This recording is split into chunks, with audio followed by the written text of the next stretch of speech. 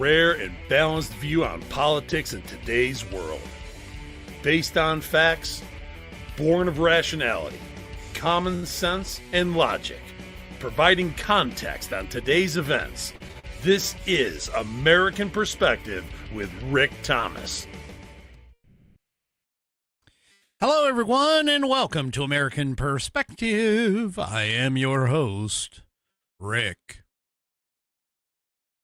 Oh, well, it's Friday the 13th, folks. Hope nothing has really gone bad for you. Nothing's really happened for me. It was just, this whole week has just been a really long week. But we're at it. We're at Friday, which is awesome. We're at Friday. Friday. And, we'll just kind of have to see what the heck is going on as far as that goes with everything. But first, of course, we have to go through the Pledge of Allegiance and the headline sponsor, because that's the way that we roll around here. Yeah, that's the way we roll. Hey, is anybody doing anything for Valentine's Day tomorrow? Tomorrow being Valentine's Day. You know, me and Mrs. Whiskey and I, we don't really celebrate Valentine's Day. And the reason being is because, and we did a Valentine's Day special, by the way, a while ago, a long time ago, back when it was still called the Whiskey Musings Broadcast. And Mrs. Whiskey and I, we just don't do Valentine's Day. Valentine's Day in our minds is sort of like a made-up holiday, because as far as we're concerned, we love each other and we express our love throughout the entire year. So yeah, it's just one of those things where we're just not all that interested in doing the Valentine's Day stuff. That's all. So yeah, we're just not. We're going to go out tomorrow. I think it's mostly because it's raining. We're going to go out tomorrow and kind of do a couple of things, maybe go to lunch or something. But yeah, no, nothing really big for Valentine's Day for us. I think there's a certain level of expectation when it comes to Valentine's Day, in terms of some of the younger generation. They're like, yeah, they don't have enough romance. Yeah, not enough romance in their lives, and so what they have to do is they have to generate, well, at least the greeting card industry did, but they have to generate some sort of no, we're gonna show how much love we have for each other. I know some men are also like, it's a woman's holiday. Because most of the time it's the female side of the race that is looking for all of these wonderful gifts and everything else before they, going out to dinner and all of that other stuff. They're just looking for all that. Well, it is what it is. It is what it is. All right. Well, let's get things going. I hope if you do go out for Valentine's Day, there will be a show tomorrow, by the way. I mean, it's provided that things work out the way that they're supposed to. There will be a show tomorrow, so I will be here. But anyway, so there you go. Oh, geez, back on the couch. Okay. Anyway, let's go ahead and get things kicked off. Tonight is Ms. T. That's right, Ms. T with G on the couch, and Ms. T is over in the green room warming up her vocal cords. I hear her. She's la la la la la la la over in the green room. She's going to recite the Pledge of Allegiance for us here in just a second. And toward that end, if you all could stand, remove your hats if you're wearing one like me. Place your hand over your heart and follow along with Ms. T. No, G's on the couch. Ms. T, as she recites the Pledge of Allegiance. I pledge allegiance to the flag of the United States of America and to the republic for which it stands, one nation, under God, indivisible, with liberty and justice for all. And, of course, I thank you, Ms. T, for that wonderful rendition of the pledge. If you would like to hear your rendition of the pledge played here on the program, all you need to do is record yourself performing the pledge in your style. Take that audio file, video file, whatever kind of file, and attach it to an email. You can send it off to me by sending it to fans, F-A-N-S, at AmericanPerspective.online. That's fans, F-A-N-S, at AmericanPerspective.online. And I will get you into the rotation. I've got 21 of these things. I'd like to get 26 by the end of 2026. So if you have not done it yet, please. If you have not done it yet, please do so. And also, if you use your phone to create the file, all you need to do is use the share option. That's the S-H-A-R-E, share option. And you will, of course, send it to the same place, fans, F-A-N-S, at AmericanPerspective.online. That's fans, F-A-N-S, at AmericanPerspective.online. All right. Let's talk about tonight's headline sponsor, which is I'm wearing one of their fantastic shirts. That's right. It's theflagshirt.com. Theflagshirt.com is where you need to go to pick up one of these wonderful shirts. I am in the Declaration of Independence shirt. I think this was the first shirt that I purchased from them. Anyway, go and check them out. Check out their men's, women's, made in the USA, their kids, the accessories in the good old red, white, and blue, and they have celebrations for America's 250th anniversary. Absolutely spectacular. Celebrating a legacy of freedom, they say. Go and check out their entire collection. Get something for this 250th anniversary, because some of us are probably not going to be around for 300. That's another 50 years. Man, I'd be over 100 years old at that point. Anyway, might make it, but yeah, the odds are against it. Let's just put it that way. So you might want to celebrate this year. Celebrate like it's 1999. I mean, like it's 2026 and it's 250th year of America. If you love America, you should probably celebrate America as best as you can this year. So anyway, go and check it out. Go to theflagshirt.com. Pick up all of their wonderful styles. You can look at anything and then pick up to $75. Well, pick up more than $75 or more. Pick up $75 or more of their product and they will give you free shipping. That's right. $75 or more and they will give you free shipping. But I know not everybody can order $75 or more of product, and so I'm going to help you out. If you go to flagshirt.americanperspective.online, that's flagshirt.americanperspective.online, you will be presented with a coupon code. Copy and paste that coupon code into the promo code box at checkout at theflagshirt.com. And you will be receiving $5 off your order on American Perspective. Go to flagshirt.americanperspective.com and you will be presented with a coupon code that you can copy and paste into the promo code box at checkout at theflagshirt.com. Go to theflagshirt.com and get yourself patriotized. Seriously, go and get yourself patriotized. Come on, this is 250th years, man. Get patriotized. I'm looking at some of their other shirts, some of their stuff. I'm going to tell you. Oh, well, first of all, let me just point something out to you as if we didn't already know this. I mean, most of my listeners, actually all of my Whiskey Warrior P1s, who are the fantastic, most intelligent listening audience in the ethosphere. We already knew this. Anybody who pays attention to politics already knew this, but apparently CNN is just now learning that the Democrat Party has actually shifted to the far left.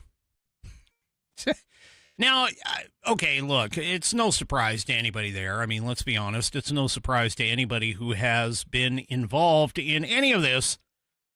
But I will be able to tell you, though, folks, that, the shift is not always a good thing. And in this particular case, it really isn't either.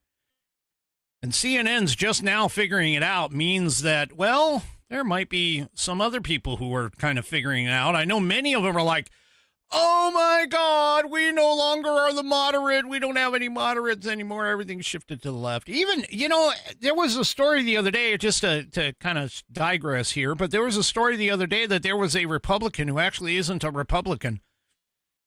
They've actually admitted, this Republican did. They've actually admitted that they are more of a leftist, but they're running as a Republican. Yeah, well, that's what we call a rhino, folks. Anyway, let's get over to Harry Enton. Let's see what Harry Enton has to say about this, this seismic shift to the left in the Democrat Party. So we are weeks away from the first primaries of the midterm elections, and Democrats are clearly hoping to do well enough to win back power in the House, the Senate. And with that, some of the spotlight is on New Jersey, the 11th congressional district, where Democrats were pitted against each other until former Congressman Tom Malinowski dropped out, conceding to a more progressive far-left candidate now in the race. CNN's Harry Enton is joining us now to run the numbers on that. And this gets at a question that has really been swirling amongst the Democratic Party since the 2024 election, which is, where is the majority of this party and what do we need to do in order to win? Yeah, I think that's right. And I think the results from that special election, that Democratic primary in the 11th district in New Jersey, speak to a larger point within the Democratic Party, and that is that the far left is significantly more powerful than they once were. This sort of gives the game away here. Democrats who identify as very liberal or conservative. There used to be a lot of conservative Democrats, right? Back in 1999, 26% of Democrats self-identified as conservative. Just 5% said that they were very liberal. It was a smidgen. Now that far left has gained considerably in power. Look at this. Now we're talking about a fifth of Democrats. 21% say they're very liberal. That conservative part of the Democratic Party, adios amigos, goodbye, just 8%. And when you combine the 21% who are very liberal with those who say that they're somewhat liberal, we're talking about 3 in 5 Democrats who identify as either somewhat liberal or very liberal, with the very liberals a much larger portion of the party. The far left, which used to just be a smidgen within the Democratic Party, has gained considerable power, as you saw in New Jersey's 11th district. What about Democratic socialists, like the likes of, you've got Bernie Sanders or Zoran Mandani here in New York City? Where is that lineup? Okay, so on a separate question where you essentially, CNN asked this last year, which was, okay, Democrats who think of themselves as democratic socialists, among all Democrats, including those independents who lean towards the Democratic Party. Look at this. We're talking about a third of all Democrats who identify as democratic socialists. Bernie Sanders and Zoran Mandani are not alone. They are a considerable part of the Democratic base at this point. And more than that, if you look at Democrats under the age of 35, they are nearly half of the Democratic Party. Look at this. 42% of Democrats think of themselves as democratic socialists under the age of 35, just like Zoran Mandani. What happened in New York City is not some aberration, right? It is not something that just happened in New York City. It is something that we are seeing grow within the Democratic Party at this particular point, when we're talking about 42% of Democrats under the age of 35 identifying as democratic socialists, and a third of all Democrats. My goodness gracious. So if the ideology of the Democratic Party is shifting or changing, how are people feeling about it? Okay, so we're talking about the Democratic base, right? But what about all Americans, right? How about all voters? Voters who say the Democrats are now too liberal. Look at this percentage. It was 42% in 96, 48% in 2013, now 58% in 2025 of all voters say that the Democratic Party is too liberal. The Democrats are moving to the left, the far left is gaining power, and there could be some electoral repercussions, because what we see right now is voters, the clear majority, say that they are too liberal. This is really interesting. Thanks so much, Harry. Thank you, Kate. Really appreciate it. Too liberal. The left is too liberal. Look at that number. It's almost 60% in 2025. We think that the Democrat Party is too liberal. Actually, the Democrat Party is not liberal. The Democrat Party is Marxists, socialists, as you see. The Democrat base has embraced socialism, folks. Now, you seriously got to think about this when it comes to going to the polls. If you're a moderate, I don't even care if you're a liberal moderate, okay? If you're a moderate going into the elections, into the midterms here, you really need to ask yourself if you have any inkling at all of keeping America American, okay? Keeping America American, you do not vote for the Democrat Party. Just don't do it. If you're an independent, there's no reason. You might say, oh, you know what? This is just a phase. Does it look like a phase to you right there? Whoops. Does it look like a phase to you right up there? Does it? Does that look like a phase? No, that looks like the general population is understanding, hey, and I'm talking about the American population, the Democrats are going away from Americanism. They are moving away from America and what America stood for and everything else.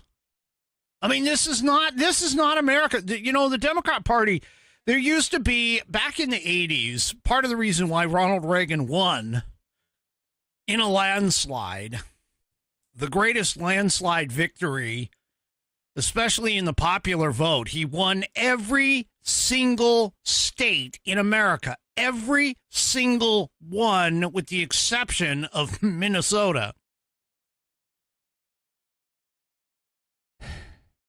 Every single state with the exception of Minnesota, where Walter Mondale came from. And, yeah, Ronald Reagan had the moderate Democrats, even the slightly liberal Democrats, who still believed in the American way of life, the Constitution, you know, the Tip O'Neill Democrats. Folks, those people are gone. Those people are gone. There is no Tip O'Neill Democrat anymore. There is no, moderate Democrat anymore, especially not in the base.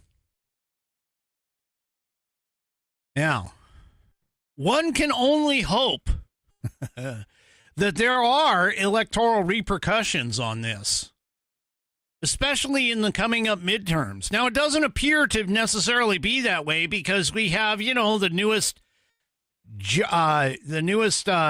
governor of the state of, what was it, Virginia or whatever, Mickey Sherrill? Yeah. I don't know if it's Mickey Sherrill. I can't remember. Anyway, the newest governors, couple of governors that have came out. So, yeah. And she's gotten even, I mean, look, if you are in the Democrat Party, and I'm just speaking directly to you Democrats, if you're in the Democrat Party and you are not a rabid leftist, it's time for you to jump ship. You seriously need to reevaluate the alignment that you have, because your party is no longer the party of the moderate to slightly left-leaning, liberal, progressive movement. It has been taken over. It has been co-opted. It has been hijacked by the socialist, Marxist, leftist, lunatic morons that are running around this country, like the AOCs, the Bernie Sanders, the Zoran Mamdanis. It's been co-opted. And you guys need to realize that this is not, if you want to keep America American, that's not the party to vote for. That's not the party to vote for. It really isn't. Speaking of what the Democrats are doing, Right now, the Democrats, as expected, the DHS, the Department of Homeland Security, is headed toward a shutdown. There is no funding deal currently in sight. Senate Majority Leader John Thune said that there's a deal that's not even close, despite extensive negotiations on funding for the agency. Now, lawmakers are not going to return to Capitol Hill. They weren't going to return to Capitol Hill today for legislative business as the federal government faces the imminent prospect of a partial shutdown set to affect the Department of the Homeland Security. There's no agreement in sight, so funding for the agency is upheld. The senators departed Washington after casting their final votes last night, and they are not set to return until the 23rd. DHS will shut down tomorrow at 12:01 a.m. Well, actually in about 3 hours and 40 minutes, give or take. The department is going to shut down. So at minimum, we're going to see at least a 10-day shutdown that's going to affect major DHS subsidiaries, including things like the Coast Guard, the Transportation Security Administration, the FEMA, Federal Emergency Management. Earlier this month, Congress passed legislation funding for 96% of the government through September 30th. As part of that package, funding for the DHS was extended until today. After that bill was finalized, lawmakers immediately dove into negotiations related to funding the DHS as Democrats demanded sweeping changes to ICE, which is a subsidiary of the DHS and other federal enforcement agencies. However, progress on those negotiations has been slow. No agreement on implementing the reforms demanded by Democrats, which were freaking ridiculous. I'm just saying. Yeah. Anyway, on February 12th, Senate rejected a last-ditch effort to provide a full year of funding to the agency in a 52-47 vote that fell short of the required 60-vote threshold. All Democrats except for John Fetterman. Now, John Fetterman is a normal Democrat. He voted against the measure, and Mitch McConnell, of course, missed the vote. Senate Minority Leader Chuck Schumer announced on social media that Democrats would oppose the measure. The Republican bill on the floor allows ICE, and this is what he's saying, allows ICE to smash indoors without warrants. That's not true. To wear masks and not be identified. Well, that's partially true. They do wear masks. Use children as bait for their parents. That's false. And no oversight. That's false. Yeah, he lied about it. Anyway. Democrats also shot down a bid by Senator Katie Britt from Alabama to extend DHS funding for 2 additional weeks. Senator Chris Murphy, another negotiator, blocked the unanimous consent vote. Yeah, that's another dipshit. Anyway. So, yeah. Government is going to shut down. Oh, at least the DHS is going to shut down. For 10 days at a minimum. You know it's going to take them like a day or two when they finally come back to work. It's going to take them a day or two to freaking figure this shit out. Anyway. All right. Well, Donald Trump announced that he is rescinding Obama-era finding that served as the basis for climate regulation. Now, okay, let's be clear about all of this. Everything that the Democrats have been putting in place, everything that they've been attempting to do against the climate has consistently been to harm our energy ability, meaning our ability to create energy in a very efficient least expensive manner. Well, one of the things that I'm just going to say straight up is this. The Democrats want nothing to do with America succeeding. Okay?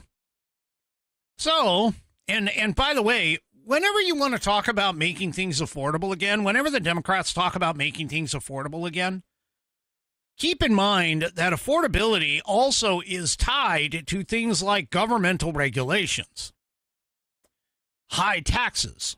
That high taxes make things less affordable because I guarantee you, companies do not pay taxes. Their consumers pay taxes. That's how our system of government works. Unfortunately, companies are not going to pay those taxes because a company doesn't actually generate income at all, realistically. They can't just stand still and generate income. They have to sell products. In order to sell products, they have to figure out how much it's going to cost them. When they figure out how much it's going to cost them, including things like taxes and wages and benefits and the cost of the raw materials or whatever it is that they're creating, energy, all of that stuff, they all put that into the cost of the widget. That cost of the widget, okay, that cost of the widget is what you're paying for, plus a little bit on top to bring in the revenue, the money-making part of it. Believe me, companies are not going to sit here and say, hey, you know what, we're going to cut back on the amount of money that we make. We're going to cut back on that because our costs have gone up and we don't want to raise prices. They do that sometimes. Don't get me wrong. They will do that sometimes, but not very often. So everything that goes into the making of a widget, whatever that widget is, okay, it's being passed right to you in the consumer. Anyway, Trump said during an event at the White House, he says, effective immediately, we are repealing the ridiculous endangerment finding and terminating all additional green emission standards imposed unnecessarily on vehicle models and engines between 2012 and 2027 and beyond.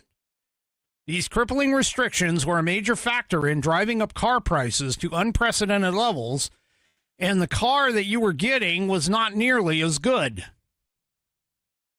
So the endangerment finding, which was established in 2009 under the Obama administration, declared that 6 gases, including carbon dioxide, hydrofluorocarbons, methane, nitrous oxide, perfluorocarbons, and sulfur hexafluoride, pose a danger to public health. Now, the EPA's ruling concluded that these gases endangered current and future public health and contributed to climate change. Subsequent regulations based on the findings, including the vehicle emission standards, the Clean Power Plan, and other limits on methane, oil, and gas. Trump stated that this determination had no basis in fact, none whatsoever, and it had no basis in law. And there we go. He goes, yet this radical rule became the legal foundation for the Green News scam, which the Obama and Biden administrations used to destroy countless number of jobs. Officials adopted the regulation following a 2007 Supreme Court ruling in Massachusetts via the EPA, which held that greenhouse gases constitute air pollution and directed the EPA to assess their potential effects on public health. Now, with this rollback, first of all, carbon dioxide. I'm just going to say it. Carbon dioxide is not a danger necessarily to our health. Carbon dioxide is what is used by plants in order to create oxygen. Okay?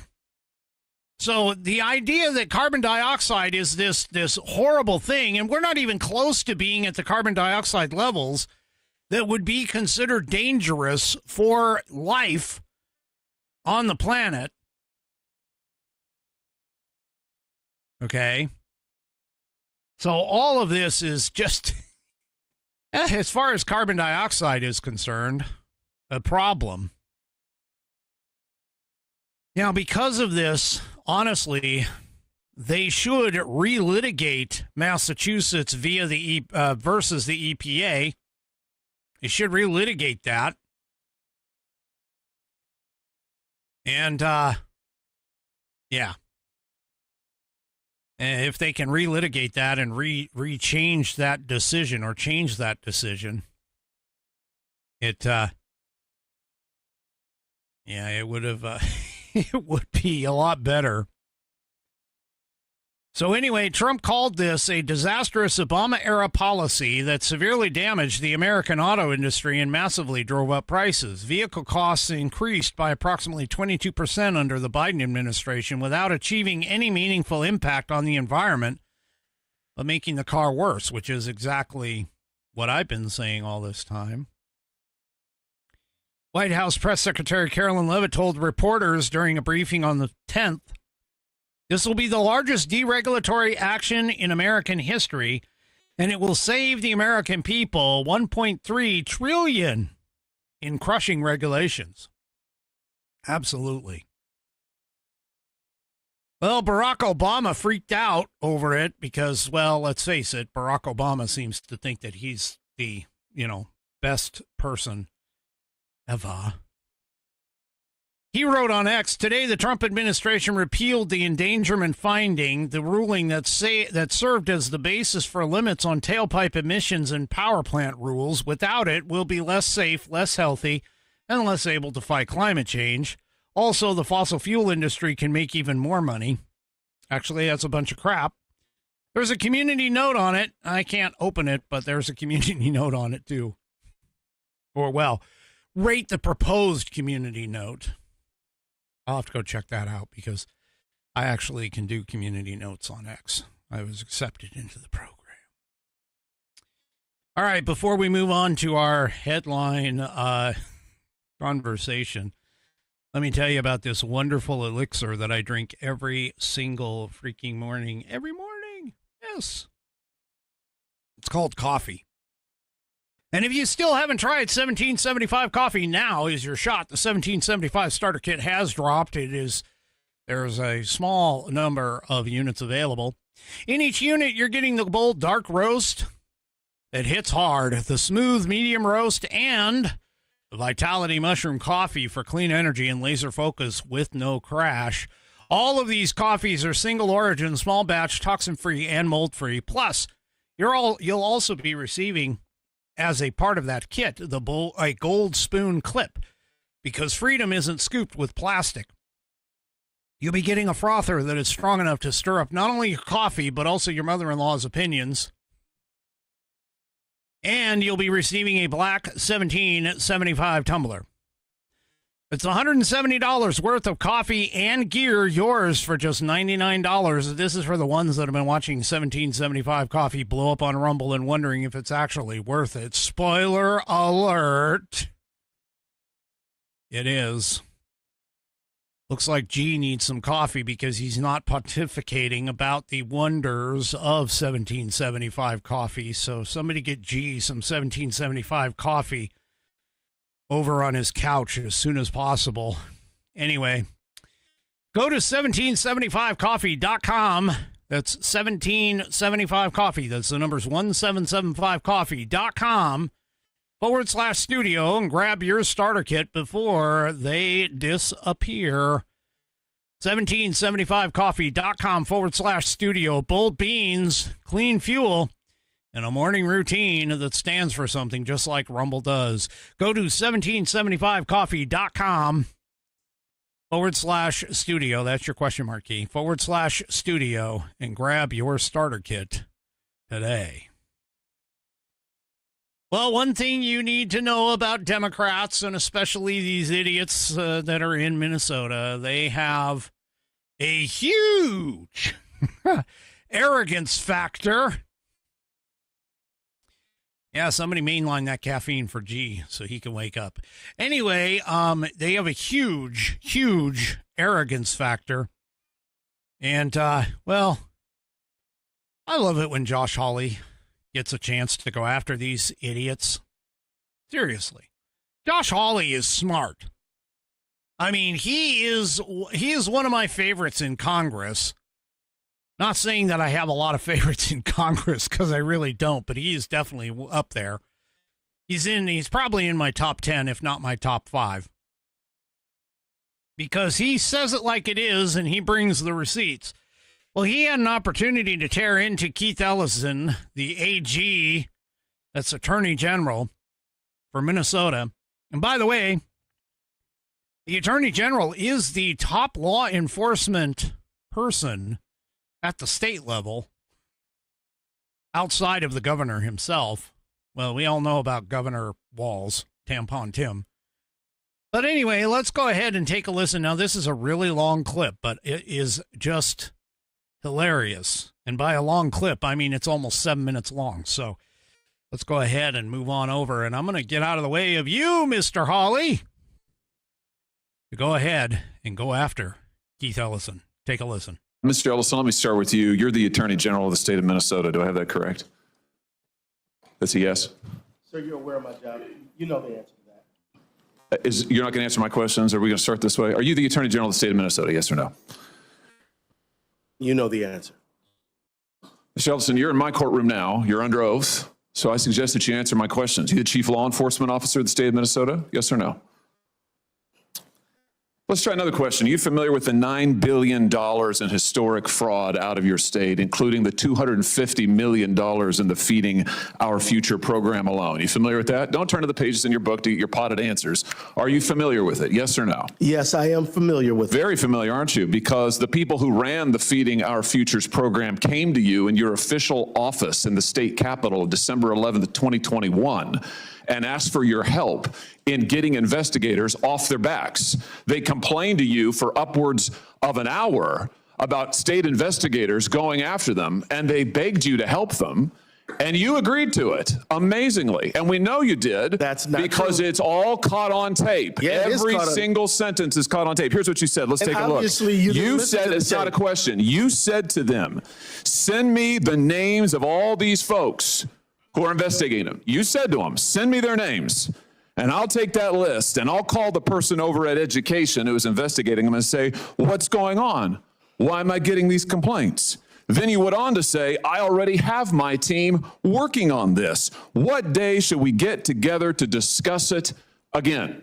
You made pledge after pledge to them. You said, we've got to make sure this guy who's investigating them stops it. You said, you have my attention. I'm concerned about this. You said, let's go fight these people, meaning the people who are investigating the fraud. Why'd you do it? Why'd you help them? Are you going to let me answer? Please, we're all ears. So first of all, you're cherry picking quotes out of there. Why did you help them? I thought you were going to let me answer. Why did you help them? Are you going to let me answer?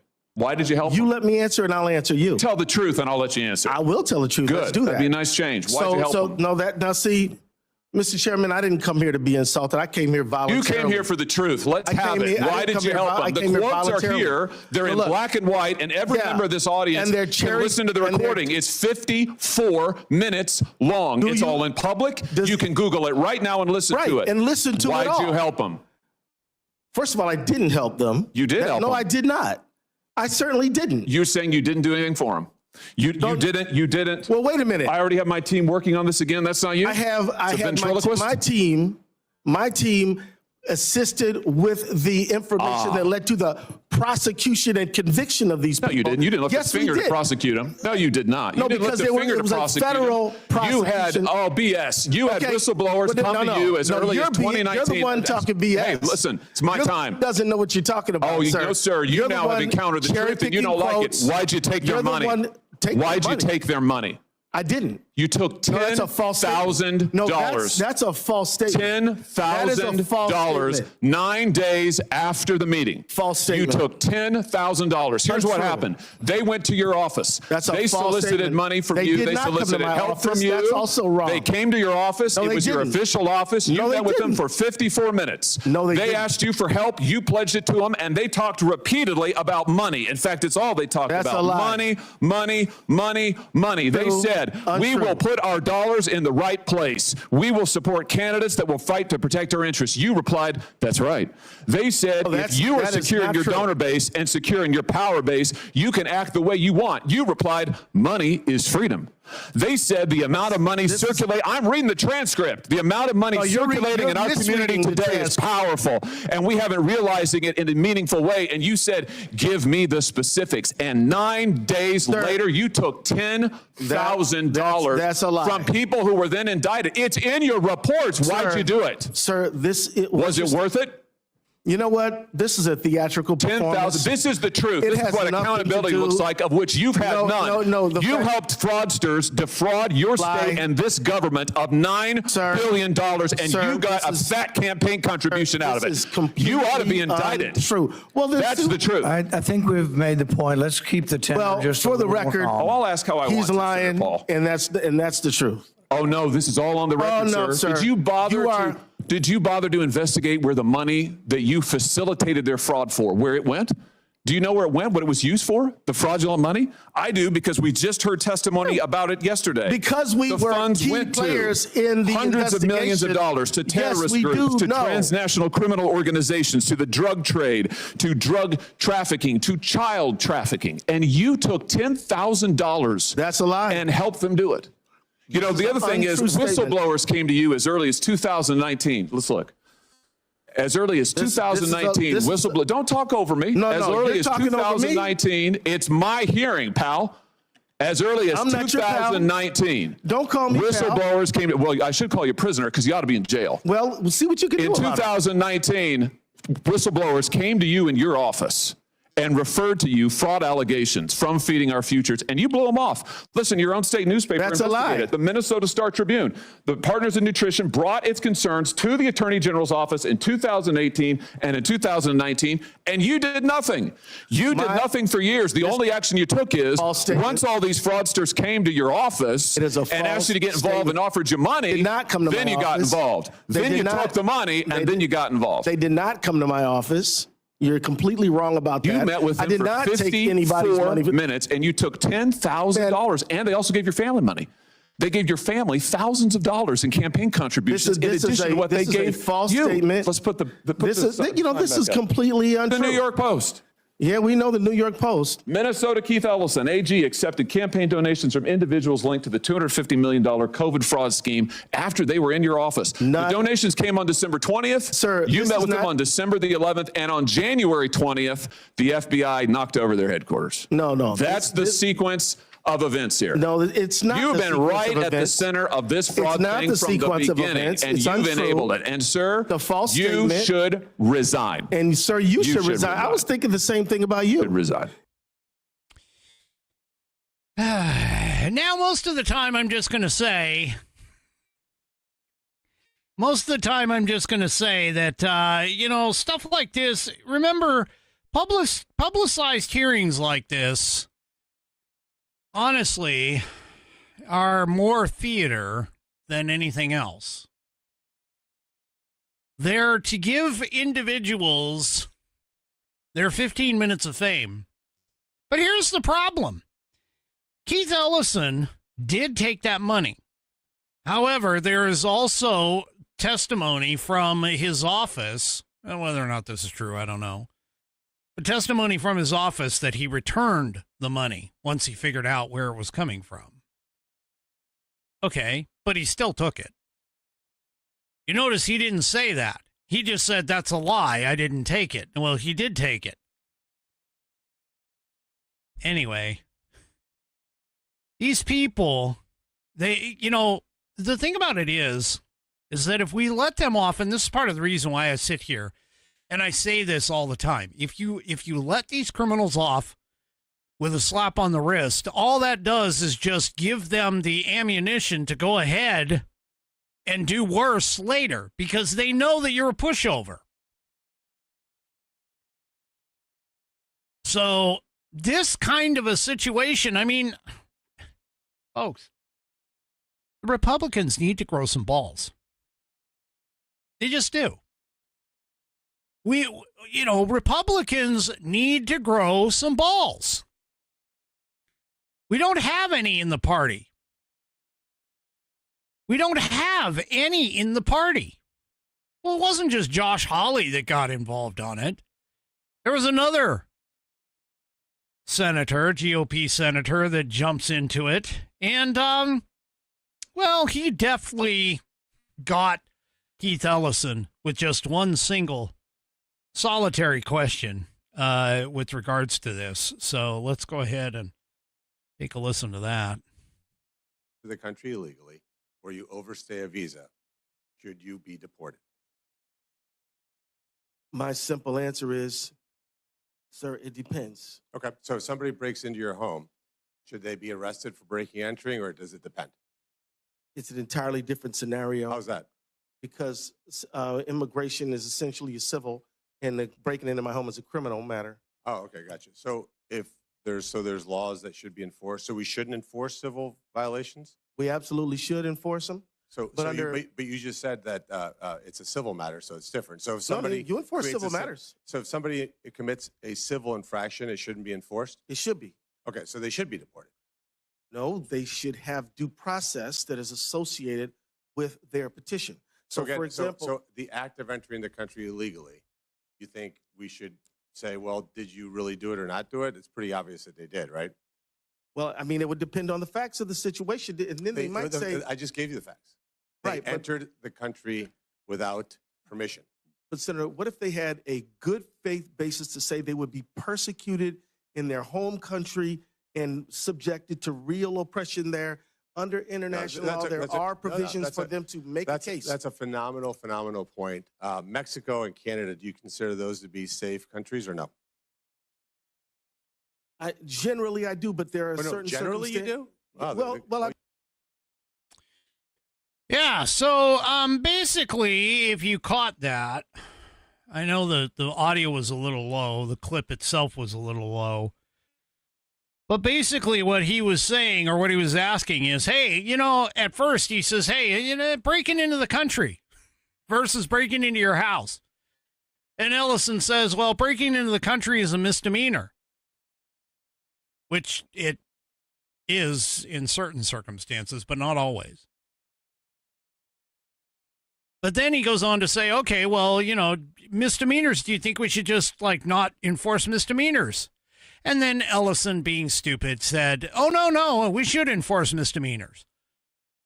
Okay, so then logically speaking, you're now telling me that we should be enforcing the fact that they crossed the border illegally. They're here.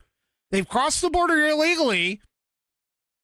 And Ellison is trying to basically sit here and go, oh, that we just want to go and not prosecute these people because they've got potential problems in their home country. Well, that's why you ask for asylum, and if it is supported by the evidence, then you'll be given asylum here in the United States. But just crossing the border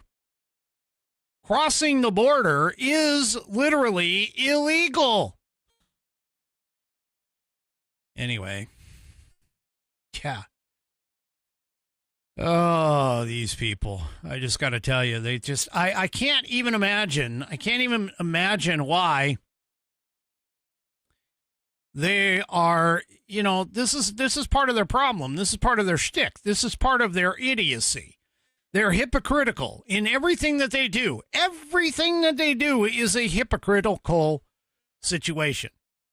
Like, oh, you can't kill somebody. You cannot kill somebody. If you kill somebody, that's murder. That's bad.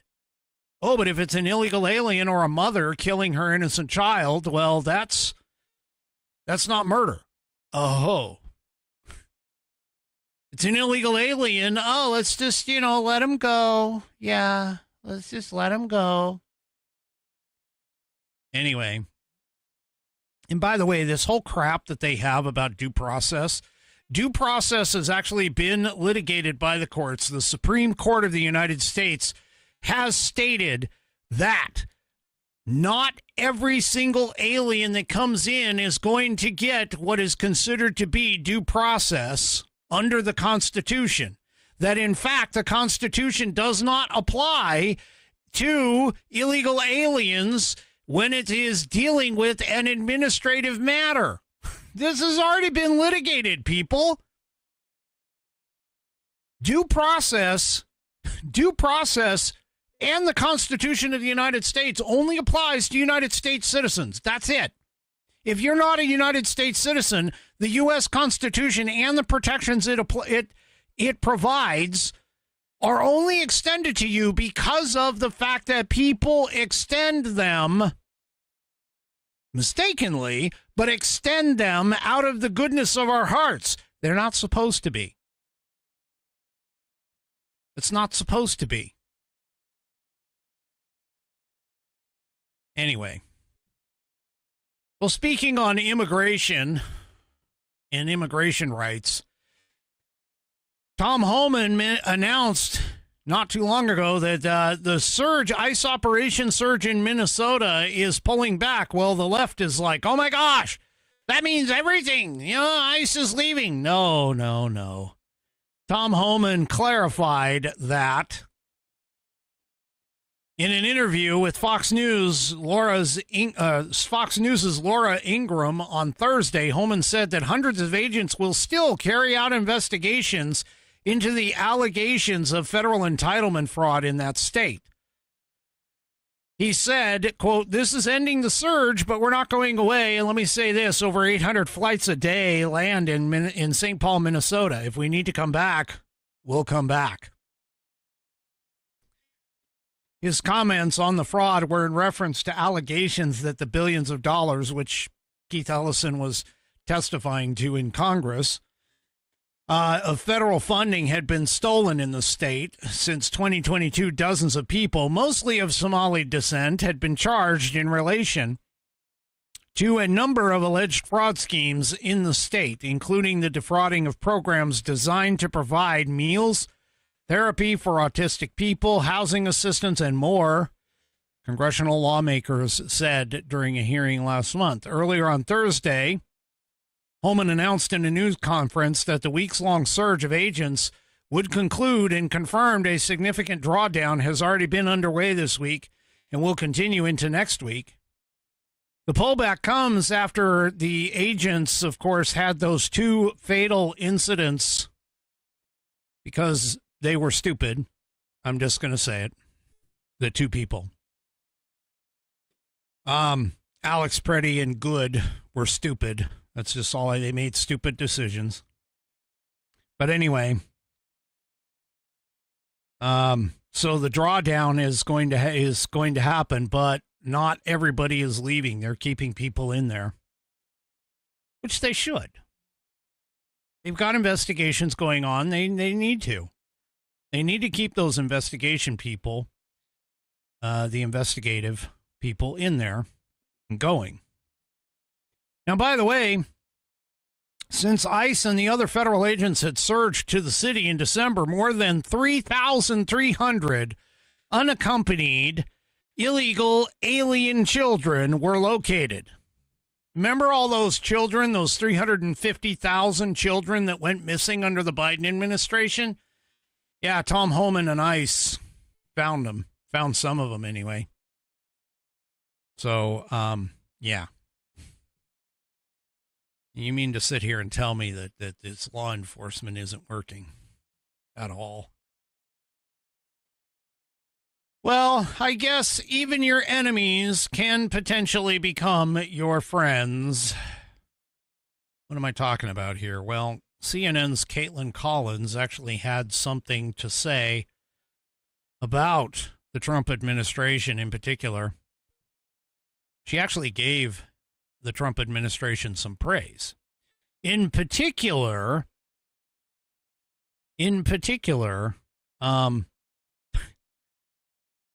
the incident that she had to deal with, I think Carolyn Levitt helped her out. So here's the situation. Sorry, I had to look for Carolyn Levitt. I kept thinking Kayleigh McEnany, but I know Kayleigh McEnany has no longer been the press secretary. Anyway, Carolyn Levitt helped out Caitlin Collins when Caitlin Collins could have been into, well, let's just say a little bit of trouble with our Saudi folks. Anyway, so she was on an appearance on the Heather McMahon's Absolutely Not podcast on Wednesday. And she described the situation that she was in. She was like, hey, I asked a shouted question to President Trump, who had seen me when the U.S. press came in. He didn't answer, which is, well, that's how it works. She goes, you shout questions and they either answer or they don't. It's their prerogative. And then the world leaders went ahead and left the room.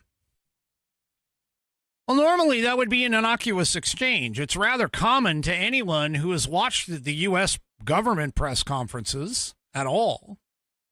Okay? But the Saudi royal guard apparently was not thrilled about this. And they approached Collins, and they're not used to those kinds of situations because of the fact that they don't have a free press over there. So anyway, the Saudis were shaken about this whole thing, and they eventually told Collins that she was not allowed to attend the next press event. Now, Collins, of course, pushed back a little bit. The Saudis went ahead and doubled down, trying to bar her from that. And Carolyn Levitt showed up and says, well, no, Caitlin's coming in with the rest of the U.S. press. She's not going to get pushed back. So, yeah. Some of the younger White House staff, according to Caitlin Collins, they weren't really sure what to do. They went to Caroline Levitt, and Caroline was just like, yeah, no, she's coming in. So, yeah. And by the way, Collins actually doubled down on that statement. She said, to her credit, meaning Carolyn Levitt, to her credit, she without a doubt was like, no, you're coming in. Which I do think it's important in that moment, especially when you're kind of the U.S. contingent abroad and we don't do things like they do in Saudi Arabia. She also added that Collins was supported by the previous Trump administration during a visit to the Korean demilitarized zone. Now, Collins is typically characterized as a thorn in the side of the current presidential administration, perhaps accurately so. But she often gets under the skin of Democrats at the same time. So Collins has visibly annoyed Jasmine Crockett, Hakeem Jeffries, and some of the more far left of the Democrat Party as well, with all of it. So maybe she actually is like closer to a journalist than most journalists are nowadays. But kind of interesting that she actually came to Carolyn Levitt's defense, sort of. So anyway, all righty, folks, that is it for me for this evening. Do me a favor, if you haven't already, head on over to rumble.com, get yourself an account. It is free. And once you are signed up and signed in, make sure that you search up the American Perspective channel and hit that green follow button to get notified every time that I go live. Also, too, before you take off, do me a favor and hit those thumbs up, thumbs downs, or thumbs sideways if you're 3 Chevy across all of my platforms, whether it's X, YouTube, Facebook, or, of course, the aforementioned Rumble. We will see you tomorrow night, 1 hour later, because it's Saturday, 6 p.m. Pacific, 9 p.m. Eastern Time, right here on American Perspective. Have a great rest of your evening, and good night, everybody.